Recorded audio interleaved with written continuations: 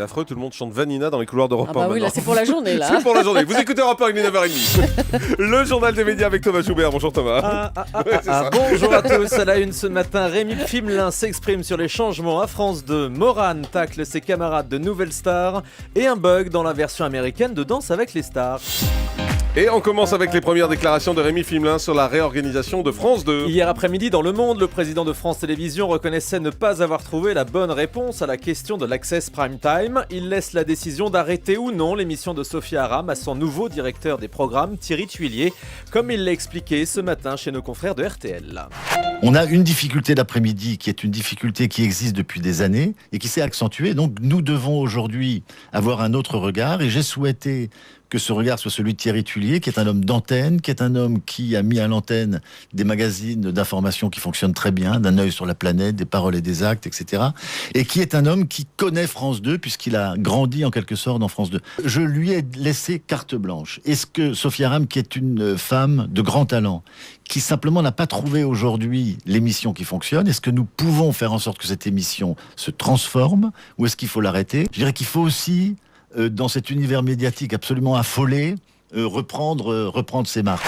Voilà, reprendre ses marques et faire une émission avec un concept, c'est une bonne idée. Suffisait d'y penser avant. Une panne géante hier soir pour les abonnés de Free. Hier soir, vers 21h, certains propriétaires de la fameuse Freebox n'avaient plus accès à Internet, au téléphone, ni à la télévision. Le service client a été complètement saturé. L'opérateur parle d'un problème sur les serveurs d'identification. Free donnera plus d'explications à ses abonnés sur les raisons de cette panne dans la matinée. Un film événement prochainement sur TF1. Les chaînes ont annoncé leur programme hier pour la deuxième semaine de novembre et TF1 diffusera Avatar de James Cameron le dimanche 10 à 20h55. Première diffusion en clair de ce film qui a réalisé le plus gros succès commercial de tous les temps au cinéma. TF1 qui diffusera également les 2 premiers matchs de barrage de l'équipe de France de foot. Grosse audience à prévoir, les Bleus affronteront l'Ukraine les 15 et 19 novembre, match retour au Stade de France. Ces 2 rencontres seront bien diffusées sur TF1. Il y a 4 ans, c'est M6 qui avait réussi à décrocher l'exclusivité des droits de diffusion de ces barrages.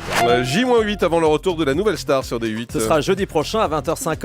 Pas de changement dans le jury, André Manoukian, Sinclair, Olivier Bas et Morane.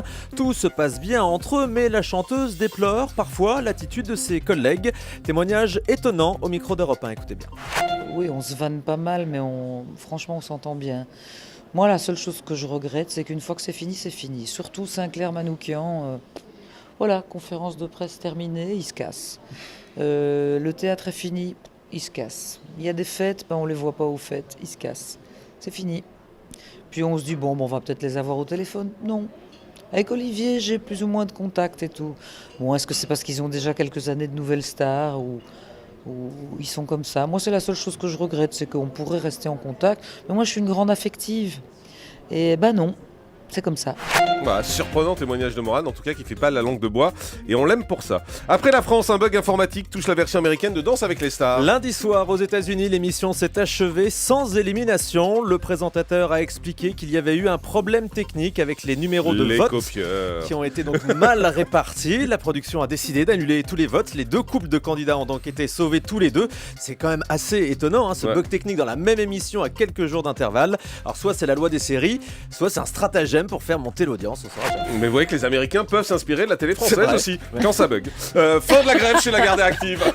Les salariés du groupe, auquel appartient également Europe 1, ont voté la reprise du travail hier. Les magazines devraient pouvoir paraître normalement cette semaine. Les grévistes protestaient contre le plan de réorganisation du pôle presse, un plan qui prévoit la cession de 10 titres et menace 350 emplois. Des avancées dans la guerre sur la mort l'enquête sur la mort d'une journaliste de France 3 à Paris. 4 personnes, 3 hommes et une femme ont été placés en garde à vue hier. Une partie du corps de cette journaliste avait été découvert fin septembre dans le 18e arrondissement de Paris.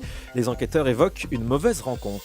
Jean-Pierre Pernaut, victime d'un cambriolage. Son domicile a été cambriolé samedi dernier dans les Yvelines. Le cambrioleur est reparti avec 80 000 € de bijoux. C'est la compagne du présentateur du 13h qui a surpris le voleur et a pu donner l'alerte.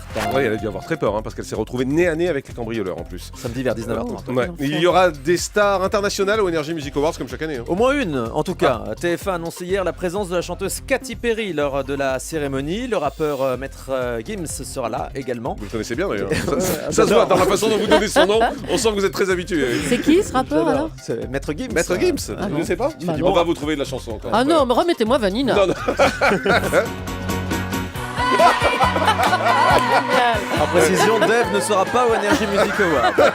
Il n'était pas disponible. On retrouvera Nico Salagas le samedi 14 décembre. On termine avec le chiffre du jour. 84% du temps de parole est réservé à des intervenants masculins dans l'émission C'est dans l'air sur France 5.